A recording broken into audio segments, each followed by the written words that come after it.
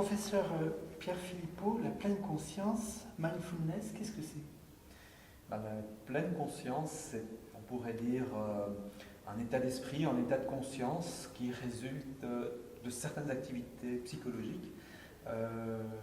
Principalement, il s'agit de centrer volontairement son attention, donc c'est un exercice de centration intentionnelle sur un objet spécifique et dans un état d'esprit spécifique.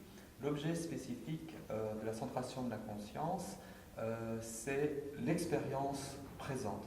Et l'expérience présente, parce que l'on peut en savoir, d'une part par tout ce que nos sens peuvent nous apporter comme information, au niveau de ce qu'on peut voir, entendre, toucher, sentir, ressentir dans son corps principalement, tout ce qu'on peut apprendre notre expérience par notre vécu corporel, mais aussi par les pensées, les images mentales qui sont automatiquement activées par cette expérience. Donc on va centrer volontairement son attention sur toutes ces données de l'expérience et on va essayer de le faire dans une attitude de grande ouverture d'esprit. Donc de ne pas fonctionner avec des a priori, ou en tout cas de ne pas suivre ou ne pas écouter nos a priori, d'essayer d'explorer cette expérience sous toutes ses facettes, sans essayer d'éviter les choses qui nous paraissent moins agréables ou nous accrocher aux choses qui nous paraissent particulièrement plaisantes ou désirables. D'accord. Donc une expérience de présence à soi et au monde, tel qu'il est. Oui, c'est ça. Maintenant. Maintenant. Oui. Et ici. Ici, oui. Et sans cesse changeant. D'accord. C'est très clair. Quand on parle de mindfulness, on parle souvent de la troisième vague des TCC. Qu'est-ce que c'est exactement cette troisième vague et qu'est-ce que ça apporte aux thérapies comportementales et cognitives? Ok, donc la troisième vague en TCC est un mouvement qui donne une place importante à l'émotion et à un certain abord de l'émotion dans les thérapies comportementales et cognitives. Ce qui est important de souligner, c'est que dans ces différentes vagues qui constituent les TCC, aucune vague ne vient supprimer les anciennes vagues. C'est au contraire, je trouve, un bel exemple du dynamisme des TCC, du fait que les TCC restent bien en contact avec les développements de la recherche, avec les développements d'idées aussi à un niveau plus social, et que au fur et à mesure que les TCC évoluent, elles ont une capacité d'incorporer de plus en plus de choses. Ici, ce que cette troisième vague apporte, c'est le fait d'utiliser les émotions comme objet et comme outil thérapeutique.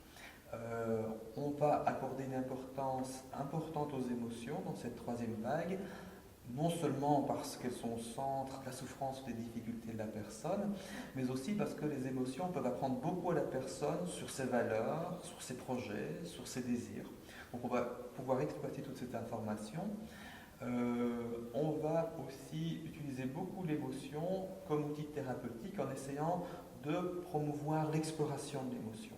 Donc quelque chose qui est au centre de cette troisième vague et singulièrement de la pleine conscience, c'est le fait de mettre en place une série d'interventions qui vont amener la personne à prendre conscience et à explorer ses émotions plutôt qu'à les agir de manière réfléchie, ou bien pire, plutôt qu'à éviter les expériences émotionnelles qui est juste désagréable et qu'elle essaye de fuir avec peu de succès. Donc un changement plus centré sur l'émotionnel et l'affectif dans une expérience. Tout à fait. Tout à fait.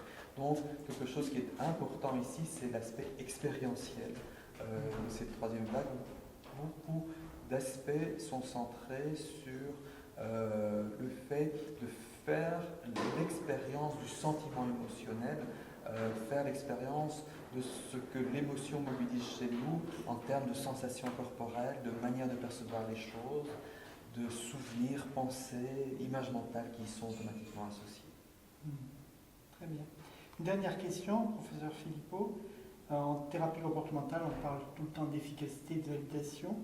Quelle est la validation scientifique de la mindfulness et dans quelles indications? Alors ça, c'est une question compliquée et épineuse en ce qui concerne la troisième vague en général et particulièrement la pleine conscience. Il y a des études de validation qui montrent une efficacité de la pleine conscience pour certaines indications. Par exemple, ce qui a été le mieux documenté à présent, c'est principalement la prévention de la rechute dépressive, où plusieurs équipes, plusieurs laboratoires dans différents pays ont montré qu'il y avait un effet cliniquement significatif de réduction de la rechute dépressive par rapport au traitement habituel. En gros, on estime qu'il y a une diminution de moitié de la rechute dépressive. On arrive à 30% de rechute après 12 mois dans des populations qui ont déjà présenté au moins 3 épisodes dépressifs, comparé à peu près 70% pour des personnes qui suivent le traitement habituel, qu'il soit pharmacothérapique ou qu'il soit de nature de soutien psychologique.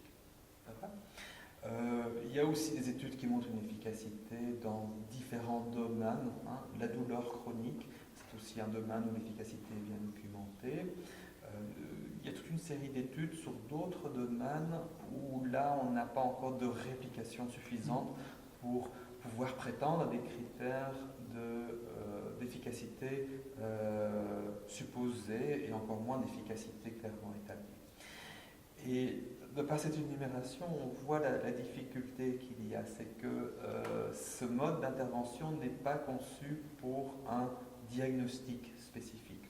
Or, toute notre conception actuelle de la validation empirique des interventions est basée sur la capacité de réduire la symptomatologie d'un diagnostic spécifique. Ici, avec la pleine conscience, nous avons une intervention qui agit sur des processus transdiagnostiques. Principalement la rumination mentale, les ruminations mentales et les réponses comportementales impulsives. Et à mon sens,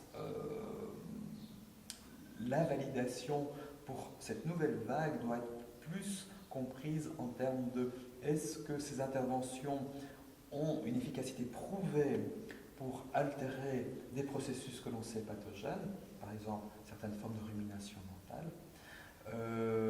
Mais c'est une autre démarche d'esprit. C'est une démarche d'esprit qui, je crois, va émerger dans les années à venir, mais qui est nouvelle dans le domaine. Et là, il y a des études, dont des études faites par notre laboratoire, où on montre très clairement les résultats au niveau de symptomatologie générale qui sont obtenus par l'entraînement à la pleine conscience. Ces résultats sont médiés, donc sont expliqués par des changements de style ruminatif. Professeur Philippot, je vous remercie beaucoup.